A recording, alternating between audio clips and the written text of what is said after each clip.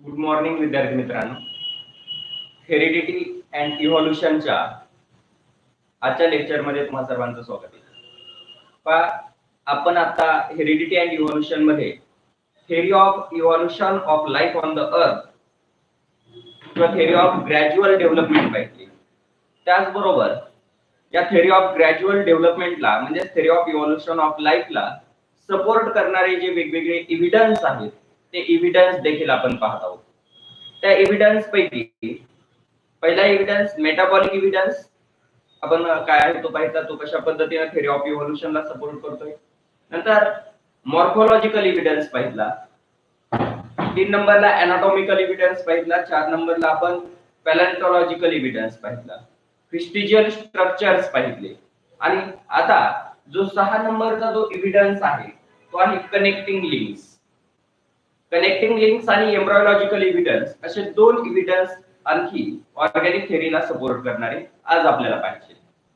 तर connecting links काय आहे? कनेक्टिंग लिंक्स म्हणजे दोन गटांना जोडणारे दुवे. कनेक्टिंग लिंक्स कशाला म्हटलं जातं? दोन गटातील सजीवांना जोडणारे जे दुवे असतात, स्ट्रक्चर्स असतात, त्यांना कनेक्टिंग लिंक्स म्हटलं जातं. आणि असे जे कनेक्टिंग लिंक आहेत ते आज सध्या पृथ्वी तलावरती सजीवांमध्ये अस्तित्वात आहेत. काही प्राणी असे आहेत की जे दोन वेगवेगळ्या गटांचे कॉमन कॅरेक्टरिस्टिक दाखवतात, म्हणजे त्यांच्यामध्ये दोन वेगवेगळ्या गटांचे कॅरेक्टरिस्टिक आढळतात. याच्यावरून असं लक्षात येतं की एका गटातून दुसऱ्या गटामध्ये सजीव विकसित होत असताना, इव्हॉल्व होत असताना मधली जी काही इंटरमिडिएट स्टेट असते, अवस्था असते, त्याला काय म्हटलं जातं? Connecting links. म्हणजे दोन गटांना जोडणारा तो एक दुवा आपल्याला दिसत असतो. तर कनेक्टिंग लिंक्सची डेफिनेशन काय आहे, कनेक्टिंग लिंक्स म्हटलं जातं आणि या कनेक्टिंग लिंकचे काही एक्झाम्पल्स आपल्याला पाहिजे. तर कनेक्टिंग लिंकची डेफिनेशन आपल्या बुक मध्ये दिलेली पहा. Some plants and animal shows some morphological character. काही प्लांट्स आणि एनिमल काही मॉर्फोलॉजिकल कॅरेक्टर दाखवतात. मॉर्फोलॉजिकल म्हणजे कशी? शारीरिक काही लक्षणं दाखवतात की जे एक्सटर्नली आपल्याला दिसतात, बाहेरून दिसणारी लक्षणं म्हणजे morphological character. Some plants and animals show the morphological character by which they can be related to two different groups. ज्या मॉर्फोलॉजिकल कॅरेक्टरच्या मदतीनं ते दोन वेगवेगळ्या ग्रुपशी कनेक्ट झालेले असतात. And such a plants and animals are called as connecting links. अशा plants एनिमलला connecting links म्हटलं जातं. तर कनेक्टिंग लिंकची डेफिनेशन आपण अगोदर लिहून घेऊ इथं. What is meant by connecting links? Definition: some plants and animals shows some morphological character,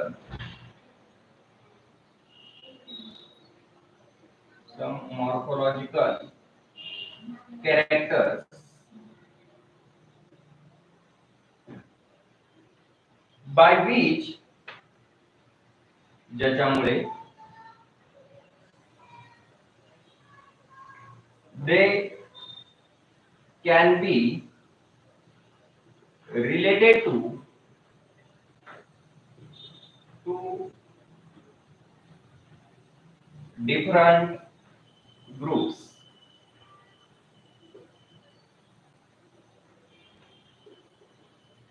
Hence, they are called as connecting link. What is the connecting link? Connecting link कशाला म्हटलं जातं? Some plants and animals shows some morphological character by which they can be related to the two different groups. काही वनस्पती आणि प्राणी हे आपल्याला काही मॉर्फोलॉजिकल कॅरेक्टर दर्शवतात आणि ते मॉर्फोलॉजिकल कॅरेक्टर दोन वेगवेगळ्या गटांमधील कॉमन कॅरेक्टरिस्टिक दाखवणारे असतात. तर असे जे काही ऑर्गॅनिझम आहेत किंवा असे जे काही सजीव आहेत, प्लांट्स, एनिमल्स आहेत, त्यांनाच कनेक्टिंग लिंक म्हणतात. That is the structurally intermediate the organisms which are structurally intermediate between two different groups. जे सजीव दोन वेगवेगळ्या गटांचे इंटरमिडिएट असतात, म्हणजे दोन वेगवेगळ्या गटांचे लक्षणं त्या सजीवामध्ये असतात, अशा सजीवांना म्हटलं जातं कनेक्टिंग लिंक्स. त्याची दुसरी व्याख्या ऑर मध्ये पहा. The organisms which are structurally intermediate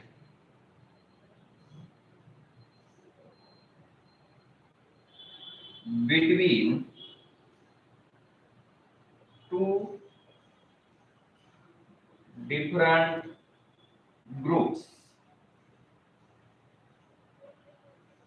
called as connecting links. सजीवांच्या दोन गटाच्या कॉमन कॅरेक्टरिस्टिक दाखवणारे किंवा स्ट्रक्चरली इंटरमिडिएट असणारे जे सजीव असतात त्या सजीवांना कनेक्टिंग लिंक्स किंवा त्या एनिमल्सला कनेक्टिंग लिंक्स म्हटलं जातं. And connecting links are found on the earth till today. आज सध्या देखील पृथ्वीवरती आपल्याला असे कनेक्टिंग लिंक्स आढळतात. मग त्याचे एक्झाम्पल्स पाहू. Examples of connecting links. Example मध्ये फर्स्ट एक्झाम्पल कनेक्टिंग लिंकचं पहा. पहिले एक्झाम्पल आहे ते म्हणजे पेरिपॅटस. पेरिपॅटस ही एक कृमी आहे पहा, वर्म आहे. Peripatus is the type of worm which belongs to phylum Annelida. परंतु ही पेरिपॅटस जी वर्म आहे ही आर्थ्रोपोडा प्रमाणे देखील कॅरेक्टरिस्टिक दाखवते. जसे की आर्थ्रोपोडामध्ये आपण पाहिलेले एक इन्सेक्ट आहे तो म्हणजे सेंटिपेड, गोम. आपल्याकडे आढळते, वाळूमध्ये, दगडामध्ये आढळणारा एक लहान प्राणी ज्याला आपण मराठीमध्ये गोम असं म्हणतो, त्याला इंग्लिश मध्ये सेंटिपेड म्हटलं जातं. तर ते सेंटिपेडची जसं रचना आहे शरीराची तशीच रचना ही पेरिपॅटसची असते. गोम जशी असते त्या पद्धतीनं ही पेरिपॅटस नावाची वर्म आहे. आणि याच्यामध्ये या पेरिपॅटसच्या बॉडीमध्ये दोन गटाच्या कॉमन कॅरेक्टरिस्टिक आढळतात. कोणत्या दोन गटाच्या? ॲनेलिडा म्हणजे जसं की अर्थ वर्म आहेत ना, ॲनेलिडा फायलम मध्ये येणारे एनिमल्स कोणते? अर्थ वर्म, गांडूळ. त्याच पद्धतीनं आर्थ्रोपोडा जे आहेत, ॲनेलिडा आणि आर्थ्रोपोडा या दोन गटाच्या कॉमन कॅरेक्टरिस्टिक या पेरिपॅटस मध्ये आहेत.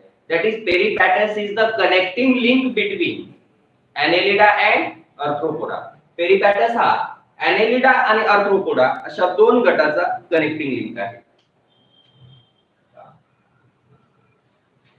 पेरिपॅटस is connecting link between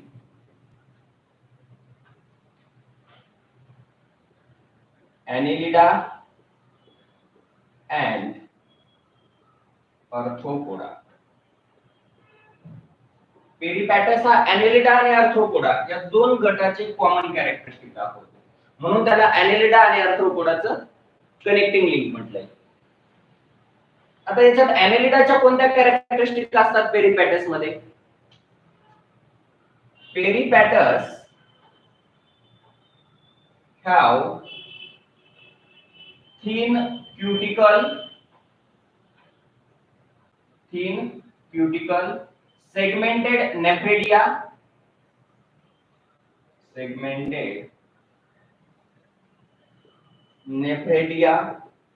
and parapodia. पॅरापोडिया म्हणजे तुम्ही गोम पाहिलेली, तिला किती पाय असतात? 2 पेक्षा 4 पेक्षा जास्त पाय असतात.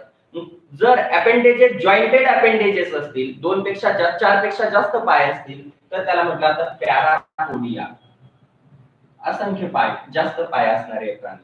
पेरिपॅटस मध्ये कोणकोणते कॅरेक्टरिस्टिक आढळतात? की पेरिपेटसच्या बॉडीवरती थिन क्युटिकल असतात.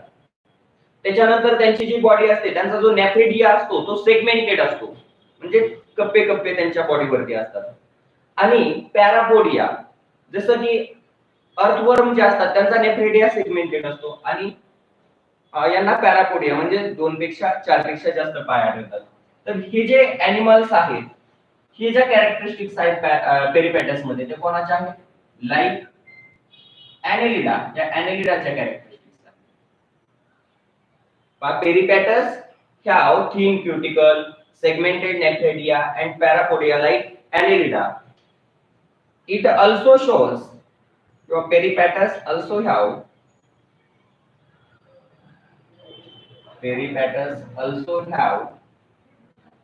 tracheal respiration and open circulation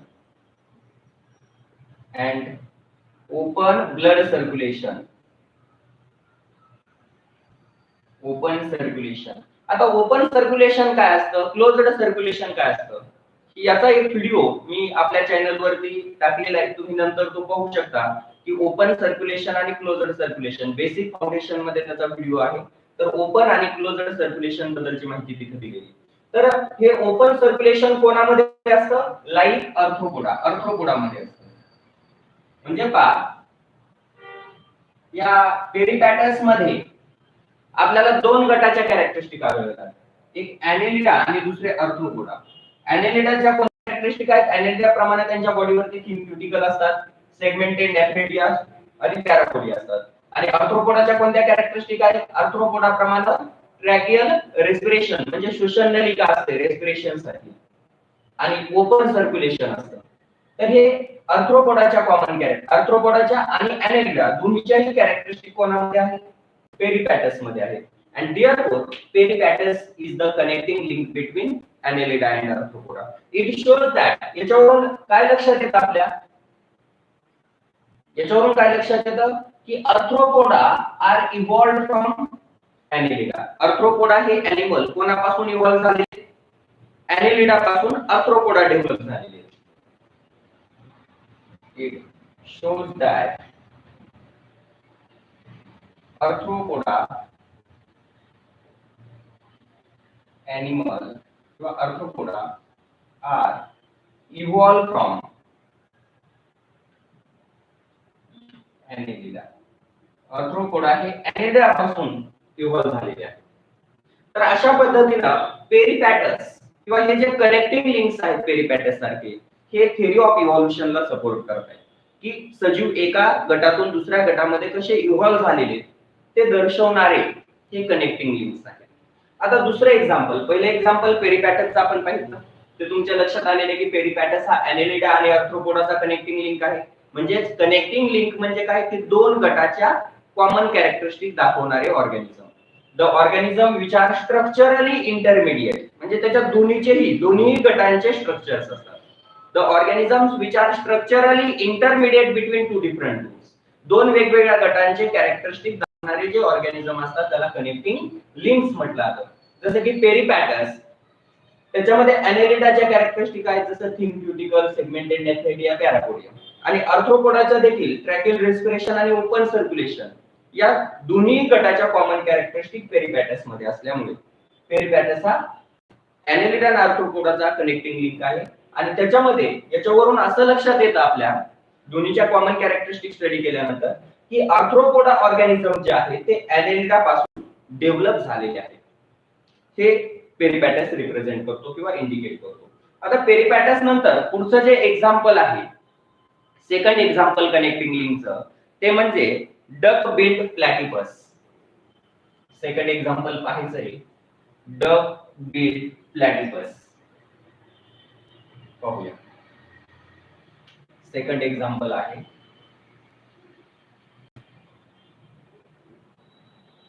duck billed प्लॅटिपस.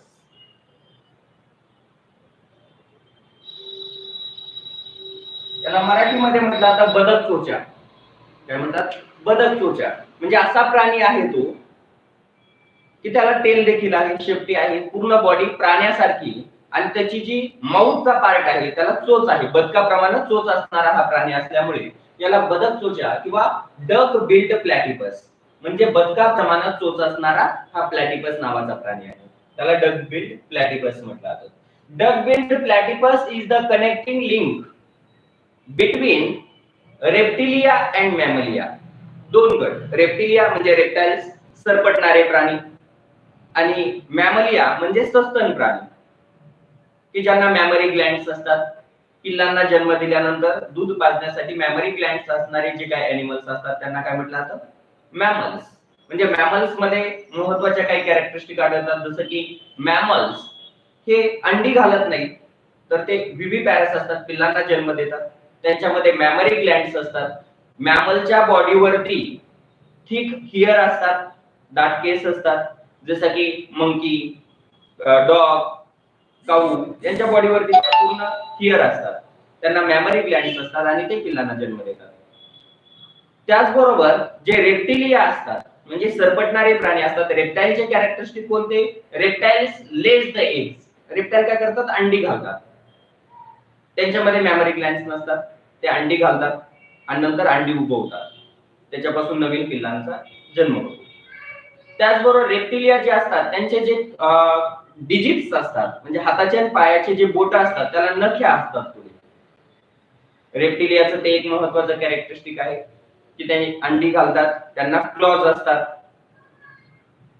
तर हा जो डकबिल्ड प्लॅटिपस आहे, या डकबिल्ड प्लॅटिपस हा असा स्ट्रक्चरली इंटरमिडिएट आहे या दोन गटांचा की त्याच्यात मॅमलचे देखील कॅरेक्टरिस्टिक्स आहेत आणि रेप्टाइलचे देखील कॅरेक्टरिस्टिक्स आहेत.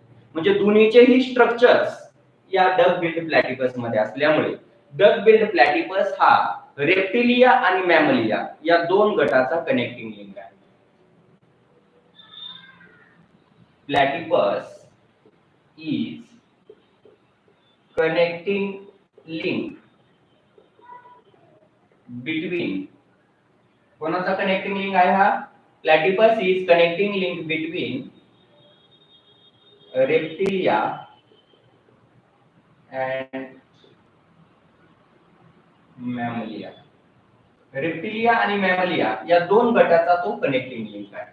लक्षात ठेवा, duck billed platypus is the connecting link between two groups, that is reptilia and mammalia. म्हणजे आता रेप्टिलियाचे कोणते कॅरेक्टरिस्टिक प्लॅटिपस मध्ये असतात, platypus lays the eggs, platypus अंडी घालतो, कोणाप्रमाणे, like a reptilia.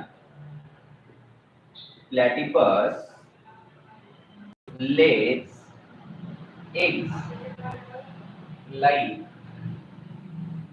reptilia. Platypus हा रेप्टिलिया प्रमाणे अंडी घालतो, म्हणजे त्याच्यामध्ये रेप्टिलियाचं कॅरेक्टरिस्टिक आहे कोणतं, अंडी घालणं. And it also have thick hair and mammary glands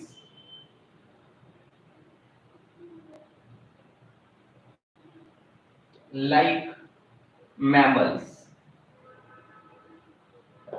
त्याच्यात मॅमलचे देखील कॅरेक्टरिस्टिक, मॅमलच्या शरीरावरती थिक हेअर असतात, तसे प्लॅटिपसच्या बॉडीवरती थिक हेअर आहे, आणि मॅमल्सला मॅमरी ग्लँड्स असतात. म्हणजे पहा, जे प्राणी पिल्लांना जन्म देतात त्यांनाच मॅमरी ग्लँड्स असतात, अंडी घालणाऱ्या प्राण्यांना मॅमरी ग्लँड्स नसतात. परंतु प्लॅटिपस हा असा एकमेव प्राणी की तो अंडी घालतो रेप्टाइल प्रमाणे आणि तरी देखील त्याच्यामध्ये मॅमरी ग्लँड्स आहेत, म्हणजे मॅमलचे स्ट्रक्चर्स आहेत. That is platypus is intermediate between, structurally intermediate between reptilia and mammalia. हा रेप्टिलिया आणि मॅमलियाचा स्ट्रक्चरल इंटरमिडिएट आहे. इट शोज दॅट, हा प्लॅटिपस काय दर्शवतो, it shows that these mammals are evolved from reptilia or reptiles. Mammals are evolved from reptiles.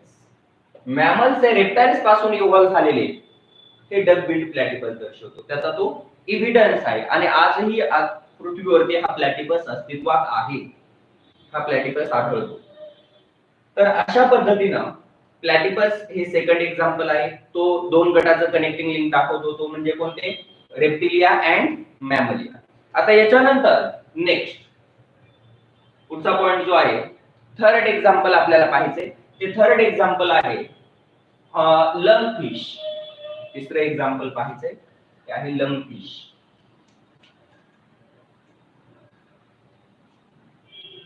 Example number 3.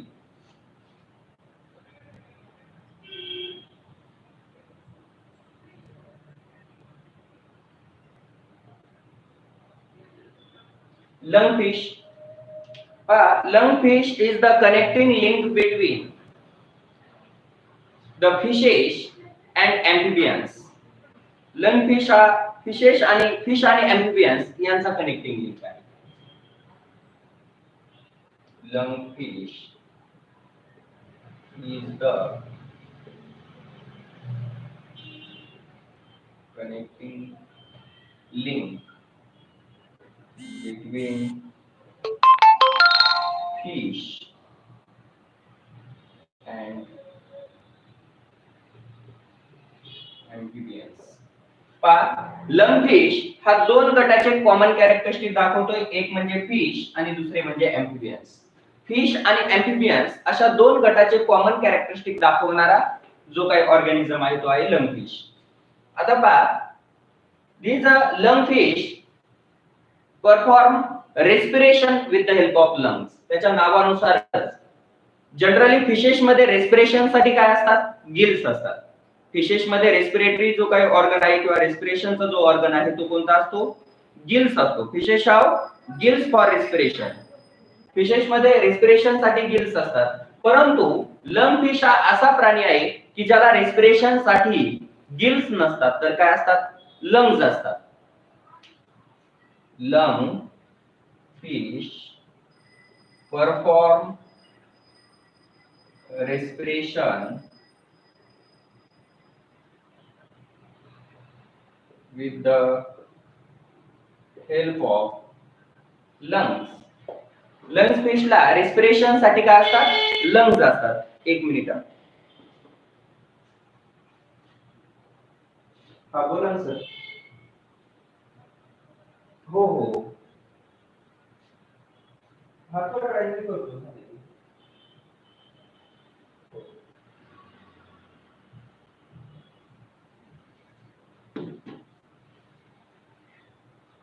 Lungfish perform respiration with the help of lungs. That is, it shows the common characteristics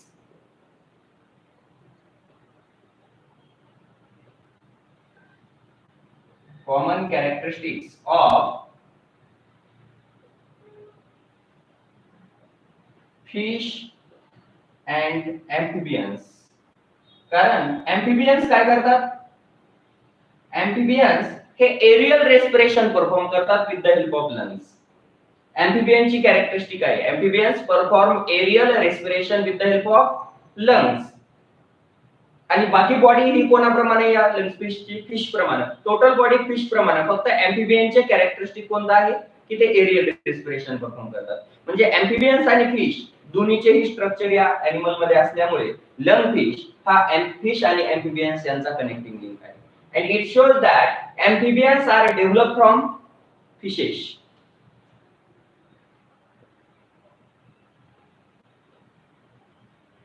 Amphibians are developed from fishes. Amphibians हे fishes पासून develop झालेले हे आपल्याला याच्यावरून लक्षात येतं. तर अशा पद्धतीनं हे कनेक्टिंग लिंक्स हा एक एव्हिडन्स आपण थेअरी ऑफ इव्होल्यूशनला सपोर्ट करणारा पाहिला. या अतिशय महत्त्वाचा पॉइंट आहे. याच्यावरती तुम्हाला 3 मार्कचा क्वेश्चन विचारला जातो एक्झाम मध्ये. लक्षात असू द्या. What is the connecting link? Explain with examples.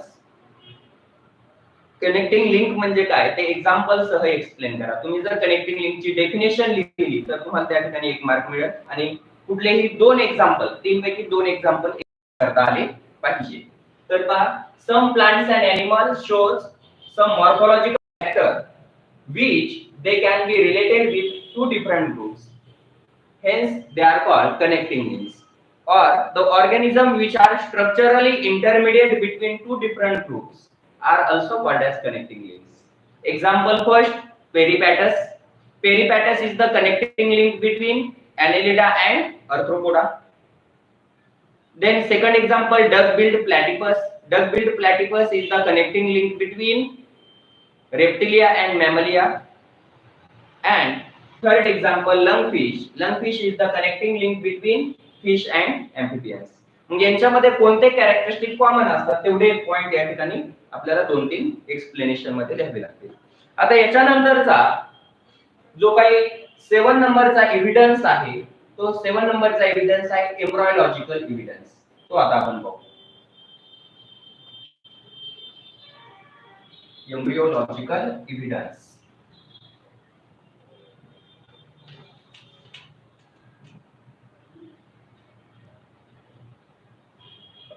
Embryological evidence 7 number. आणि लास्ट एव्हिडन्स आहे थिअरी ऑफ इव्होल्यूशनचा.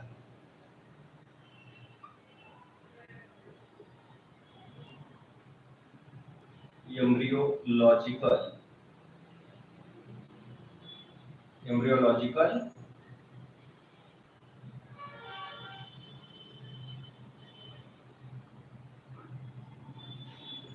एव्हिडन्स.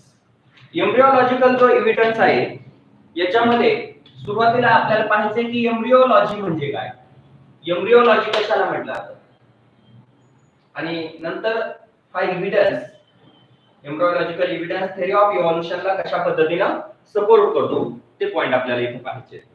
तर पहा, एम्ब्रियोलॉजी कशाला म्हटलं जातं ते अगोदर सांगतो. एम्ब्रियोलॉजी कशाला म्हटलं जातं? The science which deals with the study of development of embryos. एम्ब्रियोच्या डेव्हलपमेंटचा जो स्टडी सायन्सच्या ज्या शाखेमध्ये केला जातो, विज्ञानाच्या ज्या शाखेमध्ये एम्ब्रियोच्या डेव्हलपमेंटचा स्टडी केला जातो त्याला म्हटलं जातं एम्ब्रियोलॉजी. पहा, ज्यावेळी मेल गॅमेट फिमेल गॅमेटचे फ्यूज होतात, झायगोट तयार होतो. झायगोटचं पुन्हा सेल डिव्हिजन होऊन मायटोसिस होऊन एम्ब्रियो तयार होतो, आणि त्या एम्ब्रियोची युटेरस मध्ये मॅमलियन युटेरस मध्ये ग्रोथ होत राहते, आणि त्या एम्ब्रियोचं रूपांतर डेव्हलपमेंट ही नवीन ऑर्गॅनिझम मध्ये होत असते. मग एम्ब्रियोची ही जी डेव्हलपमेंट घडून येते, त्या एम्ब्रियोच्या डेव्हलपमेंटचा जो स्टडी असतो त्या एम्ब्रियोच्या डेव्हलपमेंटच्या स्टडीलाच एम्ब्रियोलॉजी म्हणतात. That is what is mean bye embryology? The science which deals with the study of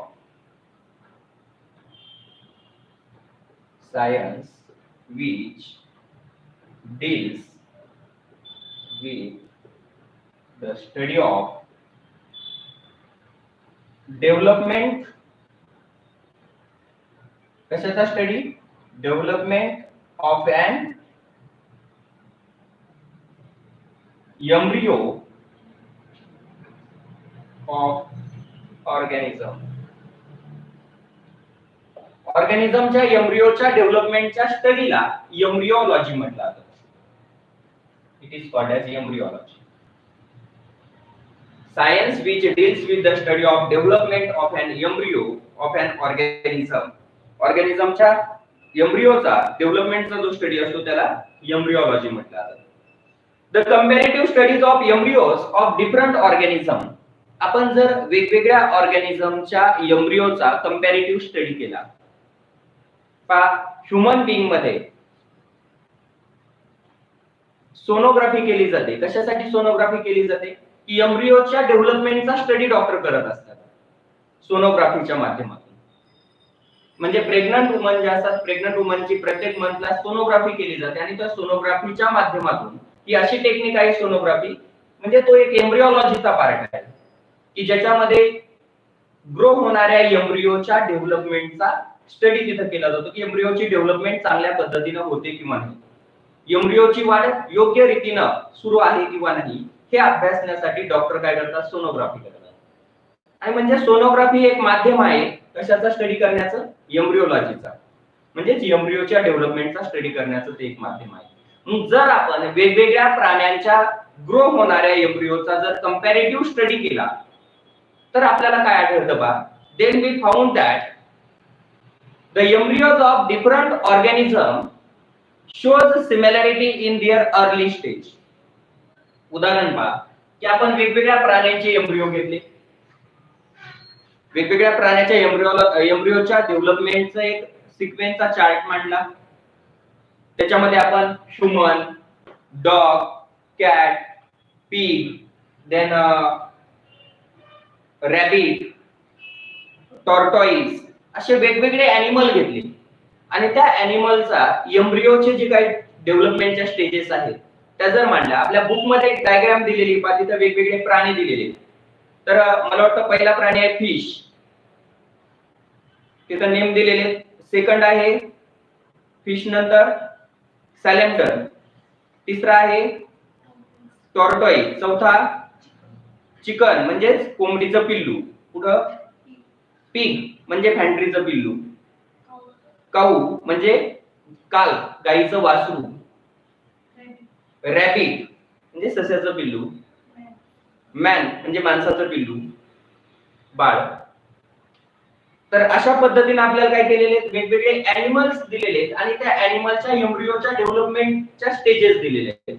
तिथं 3 स्टेजेस दिलेले आहेत, फर्स्ट, सेकंड आणि थर्ड. आपण जर फर्स्ट स्टेज पाहिली प्रत्येक ॲनिमलच्या डेव्हलपमेंटची, एम्ब्रिओच्या डेव्हलपमेंटची जर फर्स्ट स्टेज पाहिली तर फर्स्ट स्टेज मध्ये असणारे ॲनिमल्स काय दर्शवतात त्या ठिकाणी, जास्त सिमिलरिटी. तुम्ही त्याच्यावरून पहिल्या स्टेजवरून सांगू शकता का की हा ह्युमन आहे, हे रॅबिट आहे, किंवा हे कॅट आहे, हे चिकन आहे, हे फिश आहे. हे पहिल्या स्टेज मध्ये पहा सगळे एम्ब्रिओ सारखेच आहेत, म्हणजे त्यांच्यामध्ये सिमिलरिटी जास्त आहे. सेकंड स्टेज मध्ये थोडा डिफरन्स वाढलेला आहे आणि थर्ड स्टेज मध्ये डिफरन्स आणखी जास्त वाढलेला आहे. म्हणजे आपण पहा एम्ब्रिओच्या डेव्हलपमेंटच्या जर स्टेजेस सुरुवातीची इनिशियल स्टेज पाहिली तर इनिशियल स्टेज मध्ये सर्व एम्ब्रिओ, तो ह्युमन एम्ब्रिओ असेल किंवा इतर ॲनिमलचा एम्ब्रिओ असेल तर त्याच्यामध्ये सिमिलरिटी आहे. and this similarity suggests common ancestry for this animal. म्हणजे एम्ब्रिओच्या डेव्हलपमेंट मध्ये सुरुवातीच्या स्टेज मध्ये ही जी सिमिलरिटी आहे ती सिमिलरिटी काय दर्शवते, या सर्व प्राण्यांचे जे अँसेस्टर्स आहेत, पूर्वज आहेत, हे कसे असायला पाहिजे, कॉमन असायला पाहिजे, एकसारखेच असायला पाहिजे. तर अशा पद्धतीनं हा पार्ट इथं एव्हिडन्स संपलेला आहे. पहा या बुक मध्ये आपल्याला वेगवेगळ्या 3 स्टेजेस एम्ब्रिओच्या डेव्हलपमेंटच्या दिलेल्या आहेत.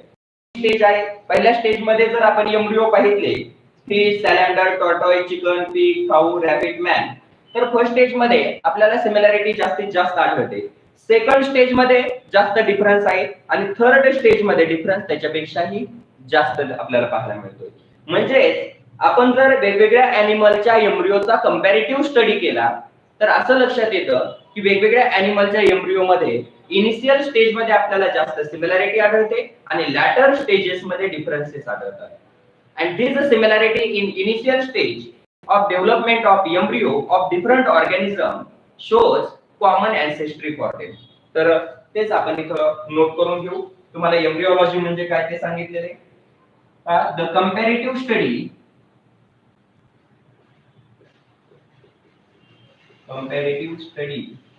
of embryo, comparative study of embryo of different generation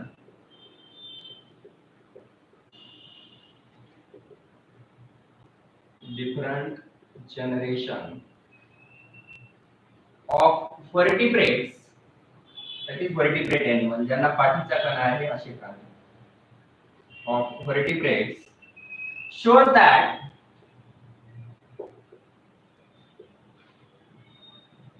embryo in the early stage of development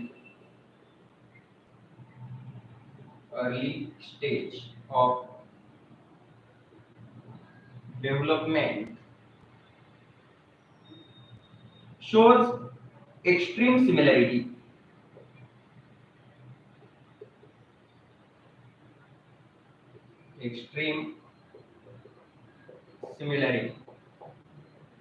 म्हणजे पहा, आपण जर वेगवेगळ्या एम्ब्रियोच्या डेव्हलपमेंटचा, वेगवेगळ्या व्हर्टिब्रेटच्या त्यांच्या वेगवेगळ्या जनरेशन मधील एम्ब्रियोचा जर कंपॅरेटिव्ह स्टडी केला तर असं लक्षात येतं की पहिल्या इनिशियल स्टेज मध्ये किंवा अर्ली स्टेज मध्ये असणारे जे एम्ब्रियो असतात ते जास्तीत जास्त सिमिलॅरिटी दाखवतात, बट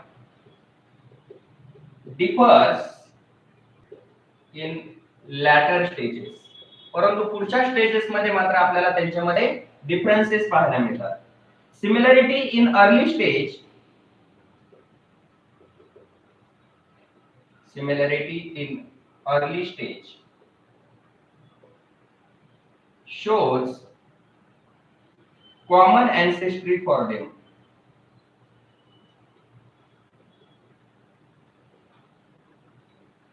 आणि सुरुवातीच्या स्टेज मध्ये हे एनिमल जे व्हर्टिब्रेट जे सिमिलॅरिटी दर्शवतात ती सिमिलॅरिटी इंडिकेट करते, रिप्रेझेंट करते, त्यांची कॉमन एन्सेस्ट्री रिप्रेझेंट करते. म्हणजे हे सर्व एनिमल एकाच प्रकारच्या एन्सेस्टर पासून डेव्हलप झालेले असायला पाहिजे असं रिप्रेझेंट करते. तर अशा पद्धतीनं आपण हा एव्हिडन्स देखील कंप्लीट केलेला आहे. तर त्याच्यामध्ये महत्त्वाचं एम्ब्रियोलॉजी म्हणजे काय ते लक्षात ठेवा. The science which deals with the study of development of an embryo of organism. ऑर्गॅनिझमच्या एम्ब्रियोच्या डेव्हलपमेंटचा जो स्टडी केला जातो त्याला एम्ब्रियोलॉजी म्हटलं जातं. त्याच्यानंतर comparative study of embryo of different generations of vertebrates shows that embryo in early stage of development shows extreme similarity. आपण जर वेगवेगळ्या एनिमलचा, व्हर्टिब्रेट एनिमलचा एम्ब्रियोचा जर कंपॅरेटिव्ह स्टडी केला तर असं पाहायला मिळतं की त्या व्हर्टिब्रेटच्या फर्स्ट स्टेज मध्ये किंवा अर्ली स्टेज मध्ये असणारे जे एम्ब्रियो असतात ते खूप जास्त सिमिलॅरिटी दाखवतात आणि लॅटर स्टेजेस मध्ये मात्र डिफरन्सेस पाहायला मिळतात. म्हणजे सजीवांची जी काय सुरुवातीच्या स्टेजमध्ये एम्ब्रियोची सिमिलॅरिटी ती कॉमन एन्सेस्ट्री दर्शवते की एकाच एन्सेस्टर पासून हे वेगवेगळे सजीव हळूहळू विकसित होत गेलेले, त्यांची डेव्हलपमेंट होत गेलेली आणि त्यांच्यामध्ये डायव्हर्सिटी निर्माण झाली आहे, विविधता निर्माण झालेली. तर अशा पद्धतीनं हा एम्ब्रियोलॉजिकल एव्हिडन्स इथं संपलेला आहे आणि या ठिकाणी थिअरी ऑफ इव्होल्यूशनचे सर्व एव्हिडन्स देखील आपण कंप्लीट केलेले आहेत. तर theory of evolution of life on the अर्थ आणि त्याचे 7 एव्हिडन्स या ठिकाणी आपण कंप्लीट केले. तर हे हा पॉइंट अतिशय महत्त्वाचा आहे, theory of evolution of life आणि त्याचे एव्हिडन्स. हाच आपल्या या चॅप्टर मधला सगळ्यात महत्त्वाचा पार्ट होता. आता याच्यानंतर आणखी 3 पॉइंट या चॅप्टर मध्ये बाकी, ते म्हणजे Darwin's theory of evolution, Lamarckism, soft law of inheritance आणि human evolution.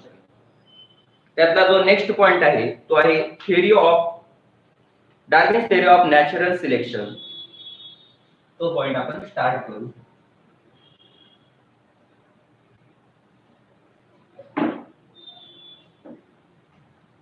Darwin's theory of natural selection. Darwin's theory of natural selection. डार्विनचा नैसर्गिक लक्षण निवडीचा सिद्धांत, मराठीमध्ये याला म्हटलं जातं डार्विनचा नैसर्गिक लक्षण निवडीचा सिद्धांत. डार्विनचा नैसर्गिक लक्षण निवडीचा सिद्धांत काय आहे, डार्विनने त्याच्या थिअरीमध्ये काय सांगितलेलं आहे ते आता आपल्याला पाहिजे. त्याच्या अगोदर थोडीशी डार्विन्स बद्दल आपण सुरुवातीला इन्फॉर्मेशन माहिती घेणार आहे. Charles Robert Darwin was the British naturalist. Charles Robert Darwin हे ब्रिटिश नॅचरलिस्ट होते. ब्रिटिश नॅचरलिस्ट म्हणजे निसर्ग तज्ञ होते, इंग्रज निसर्ग तज्ञ होते. चार्ल्स डार्विन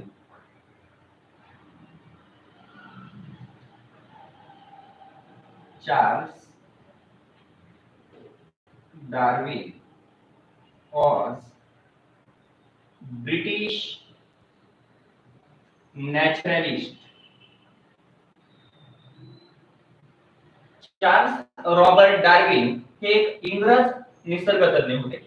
त्यांना निसर्गाची प्रचंड आवड होती आणि निसर्गामध्ये वेगवेगळ्या सजीवांचे जे काही स्पेसिमेन्स आहेत ते स्पेसिमेन्स त्यांनी निसर्गामधून जमा केले, म्हणजे काही नमुने जमा केले सजीवांचे आणि त्या सर्व प्रकारच्या नमुन्यांचा, त्या स्पेसिमेनचा त्यांनी स्टडी केला. तेव्हा त्यांच्या असं लक्षात आलं की या निसर्गामध्ये कोणते सजीव अस्तित्व टिकवतात, तर जे सजीव फिटेस्ट आहेत ते फिटेस्ट असणारे म्हणजे ज्या सजीवांमध्ये या सराउंडिंग मध्ये एन्व्हायरमेंट मध्ये अस्तित्व टिकवण्याची लक्षणं आहेत, स्ट्रॉंग कॅरेक्टर्स आहेत, असेच ऑर्गॅनिझम त्यांचं अस्तित्व टिकवू शकतात. आणि ज्या स्पेसिस फिट नाहीयेत म्हणजे अस्तित्व टिकवण्याचे लक्षणं त्यांच्यामध्ये नाहीयेत, त्या काय होतात, पेरिश्ड होतात, म्हणजे नामशेष होतात, नाहीशा होतात. म्हणजे बदलांमध्ये निसर्गामध्ये झालेल्या चेंजेसनुसार, एन्व्हायरमेंटमध्ये झालेल्या चेंजेसनुसार अस्तित्व टिकवण्याची लक्षणं ज्या सजीवांमध्ये असतात असे सजीव अस्तित्व टिकवू शकतात, नाहीतर बाकीच्या अनफिट स्पेसिस ज्या आहेत त्या व्हॅनिश होतात. हा महत्त्वाचा सिद्धांत चार्ल्स रॉबर्ट डार्विन यांनी आपल्याला 19th सेंचुरी मध्ये दिलेला आहे. तर डार्विननं महत्त्वाचं जे स्टेटमेंट दिलेलं होतं त्याच्या थेरीमध्ये ते असं होतं, ओनली फिटेस्ट कॅन सर्वाइव्ह. कोण अस्तित्व टिकवू शकतं, ज्या स्पेसिस फिटेस्ट आहेत म्हणजे फिट आहेत, ज्यांच्यामध्ये अस्तित्व टिकवण्याची लक्षणं आहेत, अशा सजीव अस्तित्व टिकवू शकतात, फिटेस्ट स्पेसिस सर्वाइव्ह होऊ शकतात. And those species of plants and animal which are not fit may be die. आणि ज्या स्पेसिस फिटेस्ट नाहीयेत त्या डाय होतात. तर according to the opinion of Darwin, all species that we see today have arised from common ancestors. डार्विनच्या मतानुसार आज आपण पृथ्वीवरती जेवढ्या काही प्रजाती पाहतोय या सर्व प्रजाती त्या कशापासून इव्हॉल्व झालेल्या आहेत, कॉमन अँसेस्टर पासून. डार्विन हा एक महत्त्वाचा सिद्धांत मध्ये त्याच्या पॉइंट नमूद केलेला आहे की सर्व आज ज्या प्रजाती आपण पाहतोय वनस्पतीच्या असतील किंवा प्राण्यांच्या असतील, त्या अब्जावधीच्या प्रजाती आहेत त्या एकाच अँसेस्टर पासून, एकाच पूर्वजापासून डेव्हलप झालेल्या आहेत, असं डार्विनचं मत होतं. Later due to natural selection they diverge from each other. आणि त्यांनी असं सांगितलं की या वेगवेगळ्या सजीवांचे पूर्वज एकच आहेत, परंतु कालांतरानं नॅचरल सिलेक्शनमुळे सजीवांमध्ये वेगवेगळी लक्षणं विकसित होत गेल्यामुळे सजीवांमध्ये विविधता निर्माण होत गेली आणि वेगवेगळ्या प्रजाती तयार झाल्या. म्हणजे डार्विनच्या थेरी मधलं जे डार्विनचं मत होतं की सर्व सजीवांचे जे अँसेस्टर्स आहेत, पूर्वज आहेत, हे अँसेस्टर कशा आहेत, सर्वांचे कॉमन आहेत. सर्व एनिमल जे आहेत, tiger, lion, cat, dog, human, या सर्वांचे अँसेस्टर एकच आहेत. फक्त नॅचरल सिलेक्शनच्या इफेक्टमुळे, नॅचरल सिलेक्शनमुळे म्हणजे सजीवांच्या लक्षणांमध्ये नैसर्गिकरित्या काही बदल झाल्यामुळे वेगवेगळ्या प्रजाती, वेगवेगळ्या ज्या काही स्पेसिस आहेत, प्रजाती आहेत, त्या डेव्हलप झाल्या किंवा सजीवांमध्ये विविधता निर्माण होत गेली, असं डार्विनचं मत होतं. म्हणजे पहा, डार्विनने काय सांगितलं, अकॉर्डिंग टू हिज ओपिनियन,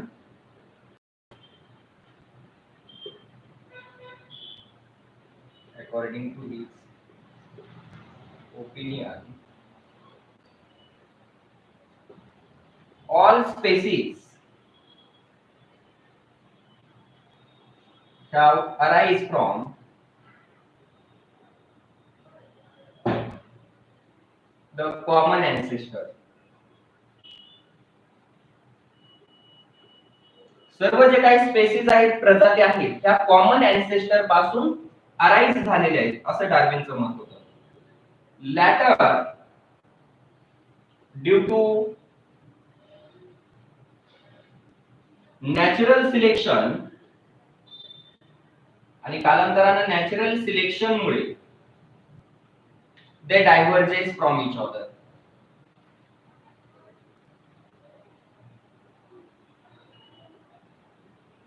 या ज्या प्रजाती आहेत त्या एकमेकांपासून डायव्हर्ज झाल्या असाव्यात, असं डार्विनचं मत होतं. म्हणजे चार्ल्स रॉबर्ट डार्विन हे एक ब्रिटिश नॅचरलिस्ट होते. त्यांनी वेगवेगळ्या वनस्पती प्राण्यांचे स्पेसमेन निसर्गामधून जमा केले, नमुने जमा केले आणि त्यांचा सखोल अभ्यास केला. त्याच्यातून त्यांच्या असं लक्षात आलं, त्यांनी असं एक मत मांडलं की जे काही सर्व वेगवेगळ्या प्रजाती आहेत सजीवांच्या, all the species of plants and animals have arise from common ancestor. वनस्पती आणि प्राण्यांच्या वेगवेगळ्या प्रजाती ह्या एकाच अँसेस्टर पासून डेव्हलप झालेल्या असाव्यात, असं त्यांचं मत होतं. आणि या स्पेसिस मध्ये जी विविधता निर्माण झाली, डायव्हर्जन्स निर्माण झालेले, हे नॅचरल सिलेक्शन मुळे निर्माण झालेले असावेत, असं डार्विनचं मत त्यांना या थेरीमध्ये मांडलेलं आहे. He publish the theory of natural selection, त्यांनी थेरी ऑफ नॅचरल सिलेक्शन त्यांच्या एका पुस्तकामध्ये पब्लिश केलेली. त्या पुस्तकाचं नाव आहे origin of species. He publish a theory of natural selection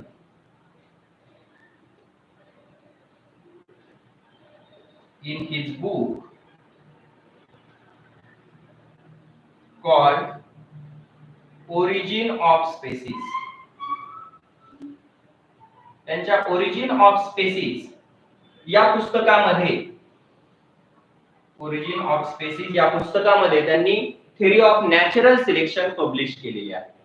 तर चार्ल्स रॉबर्ट डार्विन हे एक ब्रिटिश नॅचरलिस्ट होते. त्यांच्या मतानुसार सर्व प्रजाती ज्या आहेत त्या कॉमन एन्सेस्टर पासून डेव्हलप झालेल्या असाव्यात आणि सजीवांमध्ये निर्माण झालेली विविधता ही नॅचरल सिलेक्शन मुळे निर्माण झालेली असावी, असं डार्विनचं मत होतं.